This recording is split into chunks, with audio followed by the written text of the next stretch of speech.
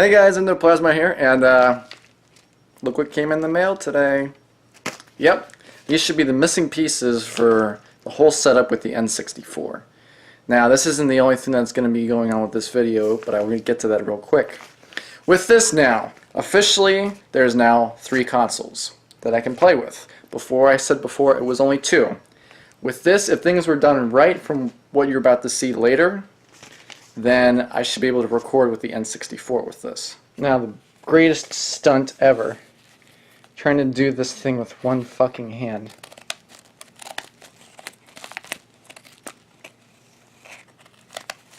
Come on. Almost there. So you know what? Should be good enough. Let's see what we got in here. We have one little piece right here. We have 2 little pieces right here. And we have 3 little pieces all right here. And this is just garbage bag. Now, you may be wondering, why exactly did I need these 3 little pieces? Well, in this video, it's not just going to be a little update saying that I got this.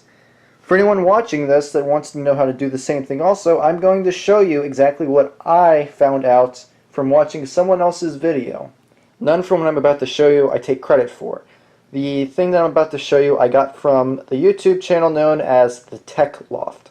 I'm going to leave a link in the description of the video saying as a big thanks for actually helping me figure this out. Okay, so we had a slight delay because I pretty much had to rip everything apart back here. Because I had it set up nicely, and with all the stuff that's been going on, it's now a tangled mess. Also, yes, if anyone's asking, this is a chain chomp that I made using a cardboard circle and the vinyl that's located on the outside of school binders. Yeah, pretty cool, huh? Now, the original problem is, I don't know if you guys can see it at all. You can't really. Let me zoom in a little bit, like physically zoom in. When I have this set up usually to record, I have it set to my HDMI 1. Now, it works perfectly fine with the GameCube and the Wii version. But because of the fact that, as he describes in the video, some of the older console stuff don't work that way with the HDMI, you have to set it up completely different. Which means you actually have to set it up, well, in my case, with video. Now, I know what you guys might be thinking. If it's running on video, how is it supposed to record with the HDMI? Well, it doesn't necessarily mean that just because it's not running on HDMI here, that it's not going to run on HDMI here, on my computer. All it means is just, well, you'll see what I mean. Now, as he describes in the video, there's a total of 3 separate pieces, but there's multiples of each piece that you need. You need 2 cords that are like this, where you have a yellow, red, and white on both ends. You also need 3 of these that are all female connectors. Make sure you don't get ones that are 2 female and 1 male connector. Like I did the first time, I had to go ahead and return those.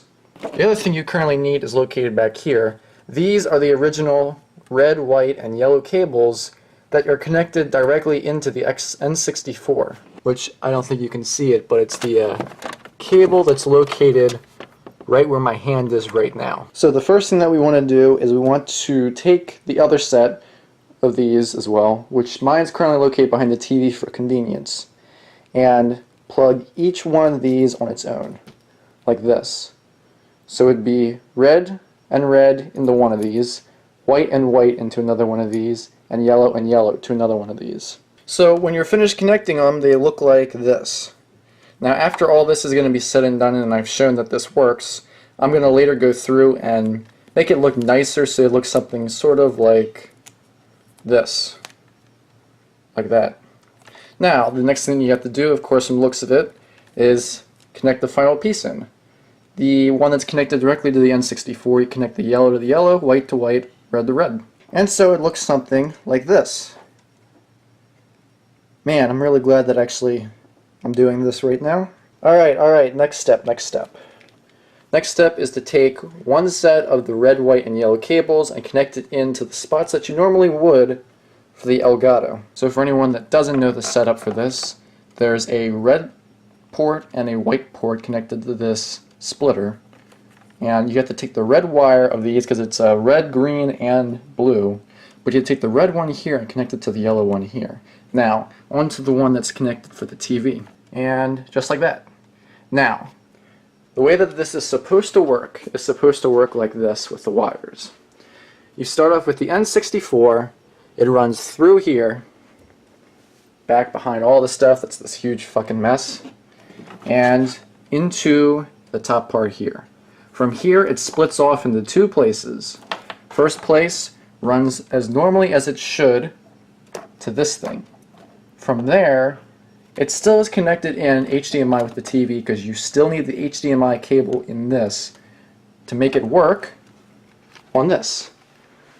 Now obviously right now it's not doing anything because, well, it's not doing anything. There's no signal. I didn't turn it on yet. Meanwhile, backtracking to here, the other half of it is going over through to this set of wires.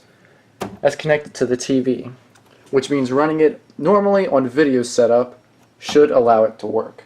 Now I don't know what that black screen was originally. I think it's because I let it sit too long. But normally when you do this, this is what you're supposed to see on your screen before you turn on the console. It won't actually detect any sort of signal until you turn the game system on. Alright, the Tech Loft. Let's hope this works.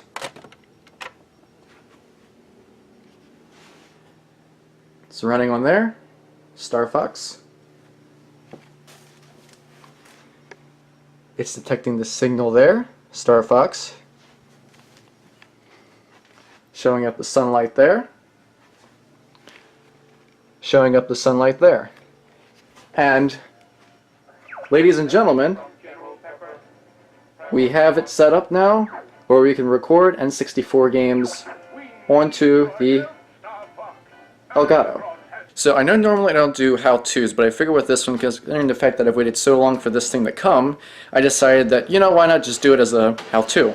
So that way you have two different sets of people that could be watching this. People that follow my channel normally, which at some point you will see this going up, Star Fox 64. I still don't know how I'm going to structure the recordings, but who knows. And then you have the other set of people who want to know how to set this up, this up, this up. But yeah, don't forget, check out the Tech Loft's channel, because that's the original location I got this from. Thank you very much, Tech Loft. You are a real trooper here because you've pretty much saved my ability to record with using the N64. And that's all the time for this one. Thank you guys so much for watching and showing your support. And this is EndoPlasmite giving you a friendly reminder to keep it real, keep it cool, keep it real cool. Plasmite out. And I'll see you when we do Star Fox 64.